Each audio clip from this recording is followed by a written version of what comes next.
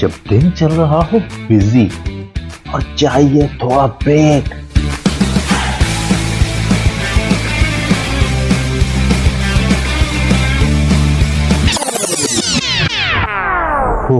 I need a break. तो सुनिए delight delight with RJ मावस्तान, Sunday to Thursday 12 to 3 PM। Radio वही अपना FM 107। राइट लिस्टनर्स, 1:02 हो रहे हैं और मैं आपके साथ आपके प्रेसिडेंट शमाविश खान मेरे साथ मौजूद हैं इस वक्त ERTC के एक्सपर्ट्स राबिया मिराज और समर अली। तो उनको कहेंगे वेलकम अपने शो में। हेलो, अस्सलाम वालेकुम। वालेकुम अस्सलाम। कैसी हैं समर आप? अस्सलाम वालेकुम। अल्हम्दुलिल्लाह ठीक ठाक माविश, आप सुनाइए, आप ठीक ठाक हैं? अल्हम्दुलिल्लाह बिल्कुल ठीक ठाक। और रबिया आप कैसी हैं? अल्लाह का शुक्र, बिल्कुल खैरियत से। आप सुनाइए, खैरियत से हैं? जी बिल्कुल अल्हम्दुलिल्लाह बिल्कुल ठीक ठाक खैरियत से। और आज हम कंटिन्यू करेंगे हमारा लास्ट वीक का ही टॉपिक, जिस पे बड़ी जबरदस्त डिस्कशन चल रही थी और आप लोग बता रहे थे कि जो मुस्तकबिल का खौफ होता है ये होना चाहिए ये नहीं होना चाहिए। उसके साथ ही साथ आज आपने सॉल्यूशंस भी बताने हैं, कुछ ऐसी स्किल्स बतानी है।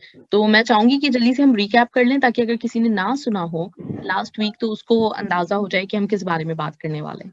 बिल्कुल बिल्कुल, इंशाल्लाह हम इसी टॉपिक पे बात करेंगे। और लास्ट टाइम का जो हमारा टॉपिक था उसके अराउंड मैं थोड़ा सा बस रिकैप कर देती हूँ। हमने सबसे पहले इस बारे में बात की थी कि फ्यूचर का खौफ जो है वो इस्लामिक पर्सपेक्टिव के हवाले से अगर हम देखें तो अल्लाह ताला ने जो है वो कुरान में ही ऑलरेडी हमसे तो वादा किया हुआ है रिस्क का। तो हमारी एज ए मुस्लिम तो ये फिक्र उस तरह से होनी ही नहीं चाहिए, क्योंकि वो फिक्र तो अल्लाह ताला ने अपने ऊपर ले ली। जो काम हमारे करने का है वो सिर्फ है कोशिश। ये हमारी इस बारे में बात हुई थी।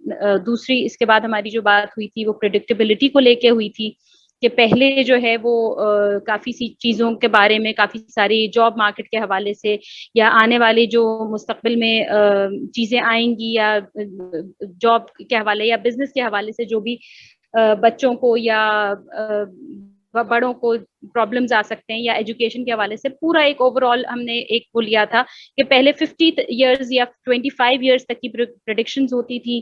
अब उसके बाद वो कम होके 10 इयर्स पे आई, फिर 5 इयर्स पे आई, और अब कोविड के बाद से तो फिलहाल ऐसा ऐसा वो आ गया है कि हम कुछ और मजीद प्रिडिक्ट फिलहाल कर नहीं सकते।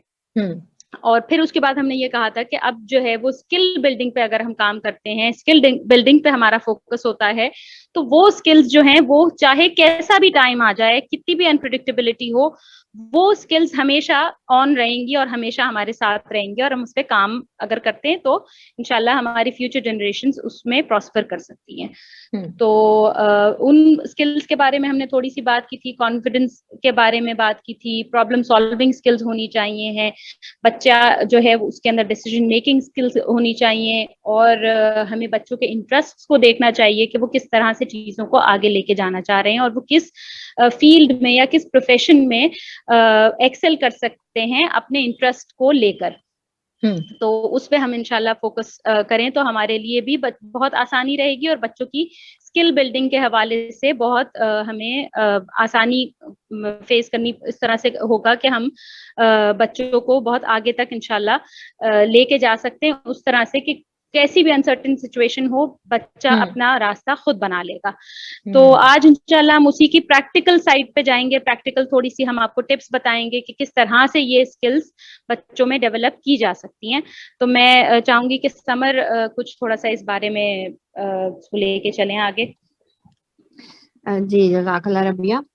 अच्छा, अब मैं सबसे पहले तो जब हम इस प्रैक्टिकल टिप्स की साइड पर जाएं, इससे पहले इस पूरे सिनारियो और सारी जो इमोशनल इंटेलिजेंस की डेवलपमेंट के बारे में जो हमने सारा डिस्कशन किया था लास्ट टाइम, उसका हरगिज मतलब ये नहीं है कि हम जॉब से एंटरप्रेन्योरशिप पे चाह रहे हैं या जमाने के हिसाब से हम चाह रहे हैं कि अर्निंग की टेक्निक्स डिस्कस करें। ये कॉन्फिडेंस, क्रिएटिविटी और कैरेक्टर जिन चीजों और जिन टूल्स के बारे में हमने बात की थी, बेसिकली जो उसका रियल पर्पस है वो खुद को बेहतरीन इंसान और खलीफतुल अर्ज के दर्जे पर रखने के लिए करनी चाहिए। हमारा जो गोल होना चाहिए वो इस नजर से होना चाहिए कि अल्लाह के सामने हमें जवाबदेही करनी है। इतने अल्लाह ताला ने अगर हमें इतनी एबिलिटीज और इतने पोटेंशियल से नवाजा है, और अगर हम जॉब से बिजनेस में शिफ्ट हो जाएं और पैसा ही हमारा खुदा हो तो कान चाहे आप यहाँ से पकड़े या चाहे वहां से पकड़े तो बात वही हो जाएगी। तो हम्म इसमें अपना ऑब्जेक्टिव और अपना नजरिया सामने रखना बहुत जरूरी है और उसको बेहतर करना भी बहुत जरूरी है। हम्म अच्छा, बात ये हो रही थी कि इस पूरी गर्दिश दौरा जो पूरी चल रही है इसमें से बच्चों को निकालने के लिए कुछ सजेशंस वालिदैन को देनी बहुत जरूरी है, क्योंकि बच्चों का माइंडसेट उसी हिसाब से डेवलप हो रहा है। तो सबसे पहले तो जरूरी है बीइंग पेरेंट्स खुद उनके लिए कि वो अपने आप पे रिफ्लेक्ट करें कि कमाना इस जिंदगी के पूरे फ्रेम में कितने पार्ट तक है, तो कोशिश भी फिर उतनी ही हो कमाने के पर्सपेक्टिव से। उसके बाद हम बच्चों के हवाले से बात करते हैं, तो सबसे पहले तो बच्चों को एक्सेप्ट करें जिस तरह के वो हैं, और बजाय उनकी सेल्फ वर्थ को उनकी ओबीडियंस, उनके रिजल्ट्स, उनके ग्रेड्स, इन चीजों से उसको मशरूत ना करें, क्योंकि अल्लाह ने हर इंसान को अगर अपना खलीफा बना के भेजा है तो उस हर इंसान में हर पैदा होने वाला बच्चा है जिसको अल्लाह ताला ने हर एबिलिटी, हर पोटेंशियल के साथ भेजा है। हम उसको इन सुपरफिशियल और सतही चीजों से एसोसिएट करके उसकी पोटेंशियल और जो उसकी क्रिएटिविटी होती है उन सबका हम बड़ा जो है वो स्पॉइल कर देते हैं उसको। तो वो कोई बड़ा काम करने इस दुनिया में आया है, सबसे पहले तो हमें बीइंग पेरेंट्स जरूरत है कि वो बड़ा काम क्या जॉब है, कमाना है, या वो बड़ा काम कोई बहुत ही मतलब bigger than larger than life जिसे कहते हैं ना कि वो है, तो उसको एक्सप्लोर हमें बीइंग पेरेंट्स खुद करना चाहिए और फिर हम अपने बच्चों को उस हिसाब से तैयार करें। अच्छा, दूसरी चीज एक ये है कि हमारे यहाँ बहुत ज्यादा जो है वो बच्चों को रिवॉर्ड्स और कॉन्सिक्वेंसेस की बेसिस पर जो है वो काम करवाना हमारे यहाँ एक टूल बन चुका है। आप स्कूल से लेके आप घरों में देख लें तो यही चीजें हैं, बच्चों से नमाजें ऐसे ही पढ़वाई जाती हैं, बच्चों से कुरान है ये मतलब, और अच्छा काम, कोई भी अच्छा काम हो, जब उसकी नियत में रिवॉर्ड्स और कॉन्सिक्वेंसेस आ जाएंगे वो वाले टेंजिबल रिवॉर्ड्स और टेंजिबल कॉन्सिक्वेंसेस, तो फिर उसमें नियत खराब हो जाती है। अब वो आपके खौफ से करेगा या इनाम के लालच में करेगा, तो वो ठीक है, फरमाबरदार तो उस वक्त के लिए बन जाएगा, मगर जब आप सर पे नहीं होंगे तो फिर उसकी मॉनिटरिंग और कंट्रोलिंग ही है जो उसको शायद ये सब करवा रही है, वरना उसके जो चॉइसेस में बेहतर हो जाए, वो खुद अपने चॉइसेस में रिस्पॉन्सिबल और बेहतर हो जाए, वो चीज जो है वो इन रिवॉर्ड्स और कॉन्सिक्वेंसेस से कभी नहीं आ सकती है। तो सबसे पहले इससे आप लोग रिफ्रेन करें, मतलब ये हमें चाहिए कि हमें इसको नहीं अपनाना चाहिए। अच्छा, उसके अलावा मैं ये कहूंगी कि कम से कम जब तक के 10 साल की उम्र तक का बच्चा जब तक ना हो जाए तब तक कोई भी चीज अगर वो चाहता है कि उसको खरीदा जाए या वो आपसे फरमाइश करता है तो उसको अफोर्डेबिलिटी का इशू ना दे कभी भी कि भाई ये मैं खरीद नहीं सकता हूँ इसलिए मैं नहीं दे रहा हूँ।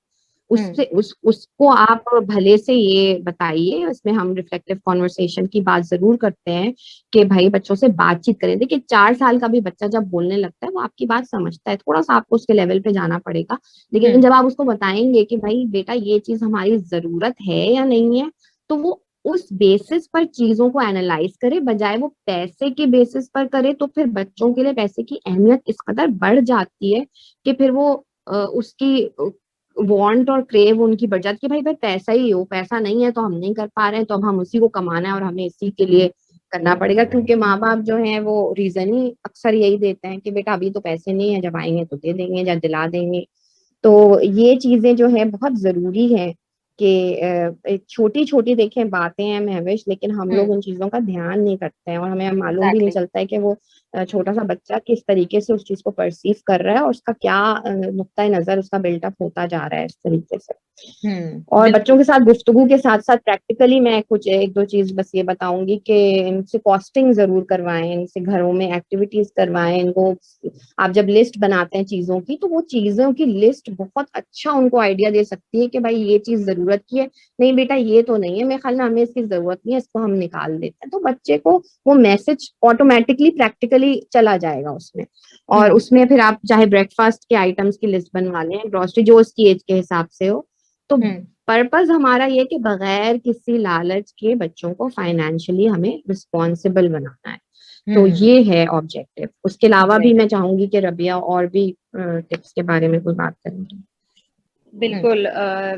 अच्छा, समर ने जो ये नीड्स एंड वांट्स वाली बात की, इसी में मैं थोड़ा सा और ऐड ऑन ये करना चाहूंगी कि जब ये बचपन से बिल्कुल 10 या 12 साल की उम्र से छोटे बच्चों के सामने जब बार बार ये रीजन रखा जाता है, 10 से 12 साल के बाद ये रीजन आप रख सकते हैं, क्योंकि वो एक फिर भी एक मैच्योरिटी वाली एज होती है और उस वक्त वो इस चीज को समझ सकते हैं।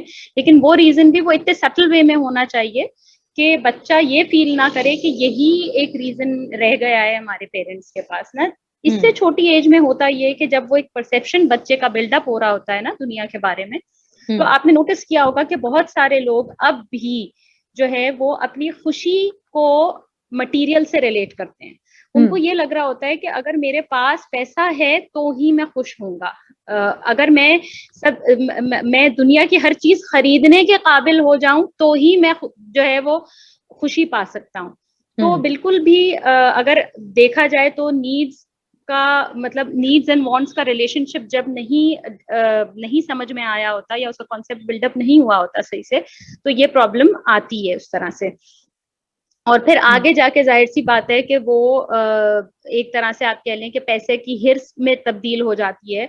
और फिर जाहिर सी बात है फिर वो पैसा कमाना अगर एक चीज बन जाए तो फिर पैसा कहीं से भी कमाया जाए वो मसला आ जाता है अगर उसको कंट्रोल ना किया जाए। कंट्रोल इन अ सेंस के एक वही बात कि वो उसकी चॉइसेस में वो या उसकी जो मतलब उसकी जो भी जिस तरह से उसका इख्तियार है उसका सही इस्तेमाल वो अगर ना कर पाए तो फिर वो एक बहुत तबाही वाली सिचुएशन की तरफ चीज चली जाती है। दूसरा ये कि जैसे कॉस्टिंग की बात अभी समझने की, तो इसी में एक और चीज ये हो सकती है कि ट्रैवलिंग जो है वो बच्चों के लिए एक बहुत बड़ा लर्निंग टूल है। बहुत बड़ा लर्निंग टूल इस तरह से है कि अगर हमने ट्रैवलिंग की प्लानिंग अभी शुरू की है, अब वो जरूरी नहीं है कि हम जो है वो कहीं मुल्क से बाहर जा रहे हो या कोई छोटा सा भी सफर हो, उसकी प्लानिंग जो है ना वो बच्चों से आप करवाएं। हम कब जाएंगे, हम कब आएंगे, हम कौन सा मोड ऑफ ट्रांसपोर्ट यूज करेंगे, अगर हमारी टिकट्स बुक होंगी तो वो कितने की होंगी, कितने दिन हम रहेंगे, पर डे की जो कॉस्टिंग है हमारी कितनी आएगी, और अगर हम किसी होटल में रुक रहे हैं या हम किसी भी जगह गेस्ट हाउस में रुक रहे हैं तो उसकी पर डे जो अमाउंट है हमें देनी है वो हमारी कितनी होगी, हम उसको कम कैसे कर सकते हैं। ये सारी जो चीजें हैं ये एक बहुत छोटी एज से बच्चों को छोटे छोटे रोल्स में बच्चों को ये दी जा सकती हैं और बच्चे बहुत ही आप यकीन करें बहुत ही इंथुजियास्टिकली ये काम करते हैं और बहुत उनको एक इंथुजियाज्म होता है कि भाई हमारे ऊपर ये एक डिपेंडेंसी मतलब है, डिपेंडेंट है हम पे पेरेंट्स इस तरह से और वो हमसे ये काम करवा रहे हैं। तो और एक बहुत ही बड़ा अच्छा एक समझ लें कि एक फैमिली का एक पूरा ओवरऑल एक्सपीरियंस होता है जब आप एक इस तरह से पूरा प्लान कर रहे होते हैं अपना ट्रिप ना।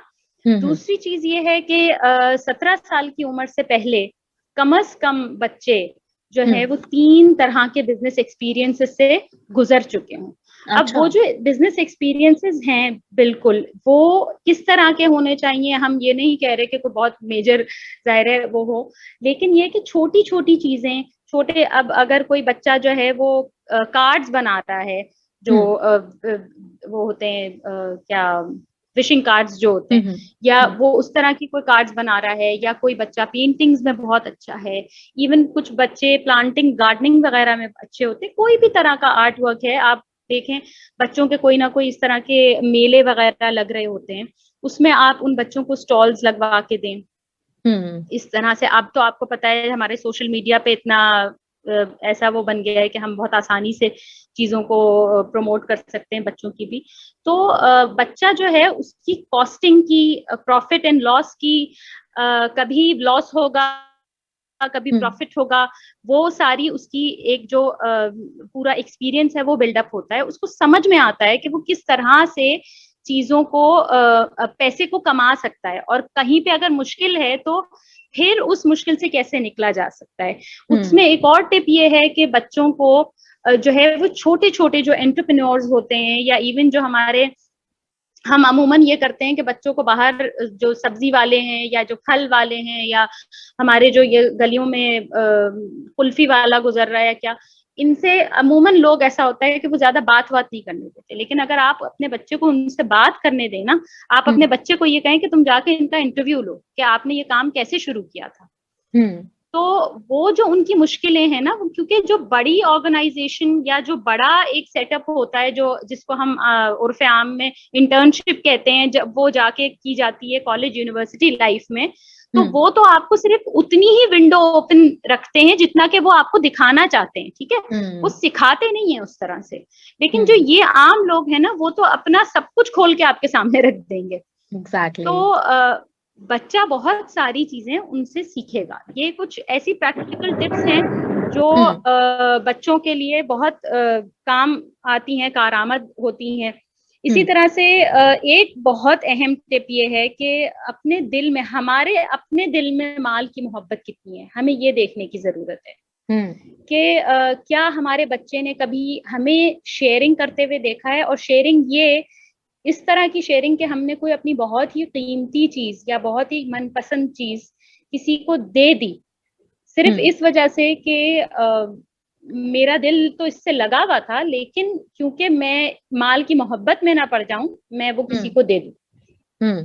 अगर आप, जरूरी नहीं है कि आप वो बच्चे को जता के दें कि देखो मैंने तो ये इस तरह से दिया था, लेकिन वो जो चीज है ना, वो बच्चा सिर्फ अगर उसकी ऑब्जर्वेशन में आती रहे ना, तो उसके दिल में वो जो एक पैसे की लालच है, माल जमा करने की हिर्स है, वो बच्चे के दिल में नहीं आती है। और अगर वो नहीं आएगी तो डेफिनेटली वो बच्चा आगे जाके अपने जो एक्चुअल रोल्स हैं, दुनिया में आने का मकसद है, या जो उसको अल्लाह ताला ने नयाबत का जो फरीजा सौंपा है, वो उसको पूरा करने के काबिल होगा इंशाल्लाह। तो ये कुछ इस तरह की प्रैक्टिकल टिप्स हैं जो बहुत ही ज्यादा काम आती हैं। खास तौर पे जो टीनेजर बच्चों के जो वालिदैन हैं, वो अक्सर परेशान होते हैं कि भाई हम बच्चों को किस तरह से मीनिंगफुल एक्टिविटीज में मसरूफ रखें। और आपने देखा होगा कि जो बच्चे थोड़ा सा ज्यादा अब इस एज में आ जाते हैं, उनको बाहर निकलना चाहिए होता है, उनको जरा होता है कि हम दोस्तों में जाएं और लोगों में मिलें, उठें बैठें। तो बचपन से जो है वो उनकी इस तरह की अपब्रिंगिंग अगर की जाए, तो वो बहुत ज्यादा जो है वो उनका इस तरह का एक्सपोजर होता है। जैसे ट्रैवलिंग में अगर आप एक्सपोजर की बात करें, तो ट्रैवलिंग में आप बजाय इसके कि आप बिल्कुल इस वक्त जो कन्वेंशनल किस्म की ट्रैवलिंग है उससे हट के अगर आप छोटे छोटे गांव देहातों में जाएं, छोटी छोटी जो फैक्ट्रीज हैं उनका बच्चों को विजिट करवाएं, उन लोगों से मिलवाएं जो रियल टाइम काम कर रहे हैं, तो बच्चा उनसे बहुत कुछ सीखता है। इसके अलावा समर आप बताइए, कुछ ऐड करना चाहें तो। जी, मैं बिल्कुल रबिया की बात पे ये कहना चाह रही थी कि देखें, ये पूरा exposure monetary point of view से तो ठीक है, बच्चों को तो ये एक्सपोजर बहुत अच्छा, लेकिन आप ये देखिए कि इससे बच्चों के अंदर हम्बलनेस, ग्राउंडेड फीलिंग कितनी ज्यादा फ्लरिश करेगी। क्योंकि हमारे यहाँ तो 8 से 9 साल के बच्चे को भी ये पता होता है कि भाई मैं एक बहुत ही प्रेस्टिजियस स्कूल में जा रहा हूँ और मैं इनसे बात करूं या मैं इनसे ये करूं। मतलब ये जो जिस किस्म का एटीट्यूड है, ये बच्चे बच्चे में आजकल नजर आ रही है। मटेरियलिज्म का एक पता नहीं कोई इसके असरात है क्या है, लेकिन ये चीज बच्चों को कितना हम्बल करेगी कि वो अगर एक फ्रूट वेंडर के पास जाके बात कर रहे हैं, वो अपने आप को कुछ समझने की जो स्टेट में है उससे तो वो निकले ना। वो अपने पेरेंट्स को जब देखेगा तभी वो ये करेगा। ठीक है, इसमें हम बिल्कुल भी ये नहीं कहेंगे कि वो उनसे दोस्तियां करे या ये वो, लेकिन बहरहाल जो एक जरूरत की चीज है, और बच्चों में इतने सेंस होता है कि कहाँ पे लाइन ड्रॉ करनी है। मेरे ख्याल में ये भी आपकी विजडम ही है जो कि इस तरीके से उनको तैयार करेगी। और दूसरी चीज जो जिस तरह से बिल्कुल रबिया ने ये बात बोली कि कमाने में जब आप लोगों पे खर्च करते हैं तो ईसार का जज्बा बच्चा किस तरीके से उससे सीखेगा, तो ये एम्पैथाइज करने की एबिलिटी कितनी ज्यादा बढ़ेगी, जो हमारे यहाँ नापैद होती जा रही है, लिटरली नापैद होती जा रही है। तो मैं इस हवाले से यही कहना चाह रही थी कि बस आपके सर जो है ना, वो यही कहते हैं कि आप ये रीजन ना दे कि मेरी जेब में पैसे नहीं है तो नहीं दिलाऊंगा, बल्कि जेब में पैसे हो तब, मतलब तब भी नहीं दिलाऊंगा, क्योंकि नीड है तो दिलाऊंगा और नहीं है तो नहीं दिलाऊंगा। तो बेसिकली ये इस तरीके से चीजों को देखने की जरूरत है। सही बात है, बिल्कुल सही कह रही हैं समर आप, और अभी आपने भी बिल्कुल सही पॉइंट्स बताए। अमूमन हम लोगों का खुद का ही जो बिहेवियर होता है ना, वो हमारी औलाद को ज्यादा बिगाड़ रहा होता है। उसके बाद फिर जब वो बच्चा हर बात के ऊपर जिद पे आ जाता है, कि नहीं मुझे तो ये भी चाहिए, अब उनका बस नहीं चल रहा होता कि माँ बाप चांद तारे भी तोड़ के लाते हैं, तो वो बेसिकली उनको उकसाने वाले शुरू से हम ही होते हैं। और अमूमन मतलब मैंने आजकल के बाप में ये देखा है, पहले तो अगर हम अपने मतलब मैं अपने पापा की बात करूँ, ये जो हमारी जनरेशन थी, वहां पे तो ये डांट मार मतलब ये सब कुछ जो है ना वो एक आम सी चीज थी, हमें रोक दिया जाता था। लेकिन आजकल के पेरेंट्स मतलब कुछ ज्यादा ही इमोशनल हर मामले में, और उन्होंने एक तरह से देखा जाए तो मुझे लगता है कभी कभी हम लोगों ने ये समझा हुआ है कि अगर हम ना हो तो हमारी औलाद की कोई मतलब कुछ भी नहीं होगा। हाँ, हम ही हैं जो अपनी औलाद को लेके चल रहे हैं, या हम ही हैं जो उनको चला रहे हैं। तो ये बिहेवियर सबसे पहले तो हमें अपना चेंज करने की जरूरत है कि डेफिनेटली मतलब हम एक जरिया जरूर बने हुए हैं, पालने वाला जाहिर सी बात है कि वो ही अल्लाह की जात है। तो ये सबसे पहले हमें समझना बहुत ज्यादा जरूरी है, फिर हमारे बच्चों का खुद ब खुद रवैया चेंज हो जाएगा। अच्छा महवेश, पता है आपकी इस बात से मुझे सर की बात याद आई कि सर कहते हैं ये तो कभी आप बोले भी ना बच्चे को, नहीं तुम्हारी माँ तो जिंदा है ना, तो फिर हम्म। कैसे नहीं होगा। यानी ये तो हम बड़ा फखरिया बोलते हैं ना कि जैसे तुम्हारा बाप तो जिंदा है तो कर देगा, या तुम्हारी माँ तो, मतलब ये मैसेज तो बच्चे को जाना ही नहीं चाहिए कि मतलब एग्जैक्टली। आप ही हैं जो सब कुछ कर रहे हैं, वो तो अल्लाह की बिल्कुल। जात है, जाहिर है। ये यकीन जो है ना वो हमारे ही तरीके हैं जो कि बच्चों को यकीन दिलाते हैं इस हवाले से। एग्जैक्टली, बिल्कुल सही बात है। तो बिल्कुल बहुत ये इस बात पे मुझे जी जी जी रबिया। बस मैं एक बात ये ऐड करना चाह रही थी कि सर की एक और बात भी है जो समर ने अभी कही, उसमें मुझे याद आई कि सर अक्सर ये कहते हैं कि पहले जो हमारी अपब्रिंगिंग थी जिसमें जिस टाइम में हम बड़े हुए, तो वो जो थी वो पेरेंट सेंटर्ड थी, और हम्म। इस वक्त जो अपब्रिंगिंग है वो चाइल्ड सेंटर्ड हो गई है। हालांकि बिल्कुल। बेसिकली हमारी जो पेरेंटिंग है वो तो गॉड सेंटर्ड होनी चाहिए। बिल्कुल सही बात है। तो दोनों एक्सट्रीम्स थे, और इस हम्म। वक्त हमें ये देखने की जरूरत है कि अब उन एक्सट्रीम्स का जो हमने दोनों तरह से एक रिजल्ट देख लिया, तो अल्लाह करे कि अब हम गॉड सेंटर्ड तरबिया की तरफ वापस आ जाएं, वापस पलट जाएं, क्योंकि इंशाल्लाह। अब हम देख रहे हैं कि किस तरह के सिनेरियोज चल रहे हैं और किस तरह की सारी चीजें चल रही हैं। तो बस अल्लाह ताला जो है वो हमारे आसानी करें हम सबके लिए बच्चों की तरबिया में।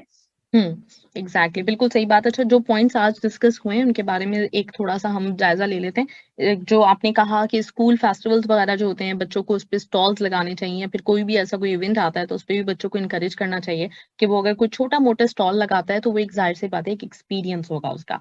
इसी तरह से शॉपिंग करने के लिए भेजना, जो कि ये भी बड़ी एक रबिया और समर बहुत आम बात हुआ करती थी, लड़कों के लिए भी लड़कियों के लिए भी। ये जो अपने मतलब जो दुकानें हुआ करती थी छोटी छोटी गली मोहल्ले की, तो वहां से इजीली जाते थे और इजीली कुछ भी खरीद के लेकर आते थे। लेकिन अब कुछ ऐसा हो गया माहौल जिसकी वजह से लोग अपने बच्चों को बाहर निकालते भी नहीं है। तो कम से कम ये जरूर हो सकता है कि आप अपने शॉप पे बच्चों को लेके जाएं साथ, और उनसे कहें कि जो खरीदना है वो खरीदें, और हिसाब किताब भी रखें, पैसे भी उनको थोड़े बहुत देने चाहिए, जिससे उनकी एक मतलब ये आदत डेवलप हो कि कितने पैसे खर्च हो रहे हैं, कितने बच रहे हैं, वो उसका हिसाब किताब लगा सकें।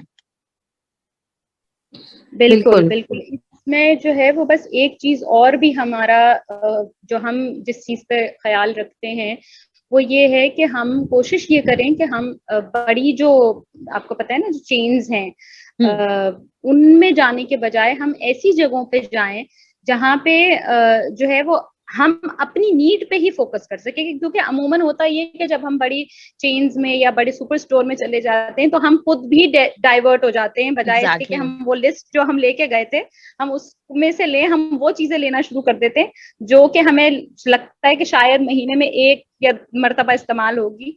तो मेरी सजेशन ये होगी इस हवाले से कि हम जो ओपन मार्केट्स होती हैं जैसे कराची में एम्प्रेस मार्केट है, या मेरे ख्याल में लाहौर वगैरह में भी इस तरह की जो ओपन मार्केट्स हैं वहां जाया जाए, और वहां पे जाके अगर शॉपिंग अपनी जो की जाए तो उससे जो है वो एक बहुत इस तरह का एक्सपीरियंस होता है कि आप खुद भी फोकस्ड रहते हैं, आपकी नीड्स एंड वांट्स आपके कंट्रोल में होती हैं, आपको पता चलता है कि आपने क्या लेना है। और बिल्कुल आप सही कह रही हैं कि पैसे जो है वो उनके बच्चों के हाथ में अगर हम थोड़े दें तो वो उसके हिसाब से वो बाइंग भी कर सकते हैं, बार्गेन का उनको वो आ सकता है एक्सपीरियंस। तो बिल्कुल आपकी बात सही है। आप बताइए समझ। जी मैं बिल्कुल, आपकी इस बात से मुझे ये ख्याल आ रहा था कि परचून की दुकान होती है, शेल्फ आगे लगा होता है, आप आगे बढ़ के देख भी नहीं सकते कि उसके पास पीछे क्या क्या रखा हुआ है, तो आपके पास कोई ऑप्शन ही नहीं होता सिवाय उस लिस्ट के जो आपके पास है। और ये जो सुपर में जो आप चक्कर लगाते हैं और फिर वो इतनी इम्पल्सिव किस्म की शॉपिंग हो जाती है आपकी, क्योंकि वो है ही जगह इस तरह की, और वो शेल्फ की सेटिंग भी इसी तरह से की जाती है कि वो चीजों की भरमार में आप सक्सेसफुल हो जाते हैं। तो ये तो बिल्कुल रबिया आपने बात सही की। एक मैं एक और तरफ तवज्जो दिलाऊं कि देखिए, अगर इस पूरे सर्कल और इस पूरी साइकिल को देखा जाए कमाने की, तो उसमें सबसे बड़ी नीड जो हमें पैसे की लगती है, जो आजकल हम रोना रोते हैं कि महंगाई है और ये, तो उसमें वजह जो है ना, वो हमारी जिंदगी जो है ना, वो सादा जिंदगी रही नहीं है। अब जो हम जिस तरीके की जिंदगी गुजार रहे हैं, उसमें वाकई में जो छोटी छोटी चीजें भी हमारे लिए, जो हमारे लिए नीड का दर्जा रखती हैं, मगर वो हमारे लिए इसलिए उसको अचीव करना मुश्किल हो गया है क्योंकि उसमें भी हमने एक स्पेसिफिकेशन लगाई हुई है कि वो होगा तो इसी तरह से होगा। अब सादा जिंदगी में अगर देखा जाए तो कमाने के लिए दो चीजें हैं जो बेसिकली हमें चाहिए होती है। एक आदमी की हेल्थ के इश्यूज हैं, जिसमें आपकी दवाएं हैं, इलाज मुआवजा है, ये चीजें होती हैं जिनमें आपका मेजर खर्चा जाता है, या आपके बच्चों की स्कूलिंग होती है। इनमें मेजोरिटी तो लोग इसीलिए परेशान होते हैं ना कि भाई ये दो चीजें हैं जिसकी वजह से बड़ी परेशानी। तो हमारी लाइफस्टाइल और हमारी ईटिंग हैबिट्स बेहतर होंगी तो आप बताइए कि ऑटोमेटिकली जाके हम उस दवाओं पे तो रिलायंस ही कम हो जाएगी ना हमारी। तो वो चीजें आपको ऑलरेडी ऐसा रखेंगे कि आपको जरूरत भी नहीं पड़ेगी उसकी। ये पूरा लाइफस्टाइल चेंज की बात है। हमने जैसे पहले भी बात की थी महावेश, के बाहर खाने का ट्रेंड इतना बढ़ गया है, बाहर के खाने, प्रोसेस फूड, इन चीजों को एलिमिनेट करना अब एक जहाद के बराबर हो चुका है मोस्टली। तो इसलिए उनको निकालेंगे तो आपको पता चलेगा ना कि अब आप जो है वो कितने तैयब खानों पे आ चुके हैं। तो ये चीज बहुत इंपॉर्टेंट है। फिर बच्चों को हम रियल लाइफ एक्सपीरियंसेस से काफी दूर रख के एक आइसोलेशन में पढ़ाते हैं, तो रियल लाइफ एक्सपीरियंसेस के साथ उनको सीखने दें। उनकी लर्निंग, उनकी नॉलेज, उनकी तरबियत सब जो है वो वालदैन की सोच, वालदैन के अथवा बेसिकली वालदैन के कंडक्ट से आती है। तो उसके लिए तो इतना ज्यादा परेशान होना भी नहीं बनता है, क्योंकि आप एक इंस्टीट्यूशन है अपने बच्चे के लिए। तो अगर आपको सही कंडक्ट पता होगा तो वो बच्चा उस तरीके से सीखेगा। तो ये कुछ बहुत जरूरी चीजें थी जिन पे हमें वापस जाना बहुत जरूरी है उस सादा जिंदगी पर। एग्जैक्टली जबरदस्त summer, Rabia, thank you so much. बहुत अच्छी तरीके से आपने डिटेल से समझाया। और सबसे अच्छी जो चीज मुझे लगी वो ये कि सबसे बड़े मतलब जो सबसे ज्यादा जिस चीज की जरूरत है ना, वो इस मुस्तकबिल के खौफ को दूर करने की जरूरत है। डेफिनेटली मतलब जो राज़िक है उसने देना है आपके लिए कोई ना कोई, जिस इंसान को भी इस दुनिया में लेकर आया है वो उसके लिए कोई ना कोई जरिया, कोई ना कोई बंदोबस्त तो उसने किया हुआ ही है। बस उसको ढूंढने की जरूरत होती है, लेकिन ढूंढने में भी उस तरह से बिल्कुल एक ना दीवाना नहीं हो जाना चाहिए कि बस हम उसी चीज के पीछे भागे चले जा रहे हैं। दुनिया में रिश्ते आपसे खो रहे हैं या आपके इर्द गिर्द में क्या हो रहा है आपको कुछ खबर नहीं है। सिर्फ आपकी तवज्जो उस तरफ है कि हमने ज्यादा से ज्यादा कमाना है, ज्यादा से ज्यादा जमा करना है। तो बहुत जबरदस्त तरीके से आप लोगों ने बताया। जी रबिया समर, जज़ाकल्लाह महावेश, थैंक यू सो बस मच। मैं आखिर में एक बात ये कहूंगी जी जी कि अपनी जिंदगी के मकसद को पहचानने की जरूरत है, और वो बड़ा मकसद ऐसा हो कि जिसके लिए हम जान देने को भी तैयार हो। वो मकसद यकीनन पैसा कमाना नहीं हो सकता है। तो उसको जरूर सोचने की जरूरत है और इस पे हमें काम करने की जरूरत है। बिल्कुल सही जी। Thank you so much Rabia, Samar, आप दोनों का बहुत बहुत शुक्रिया। इंशाल्लाह ताला आप रमजान के बाद हमारी मुलाकात होनी है, तो इंशाल्लाह फिर एक नए टॉपिक के साथ आएंगे हम। और आप लोग अपना बहुत बहुत बहुत ख्याल रखिएगा। और एडवांस में आप लोगों को मेरी तरफ से रमजान बहुत मुबारक हो। बहुत बहुत शुक्रिया, आपको भी बहुत मुबारक हो। Thank you so much, thank you. बहुत ख्याल रखिएगा। इंशाल्लाह फिर मिलते हैं बहुत जल्द। इंशाल्लाह।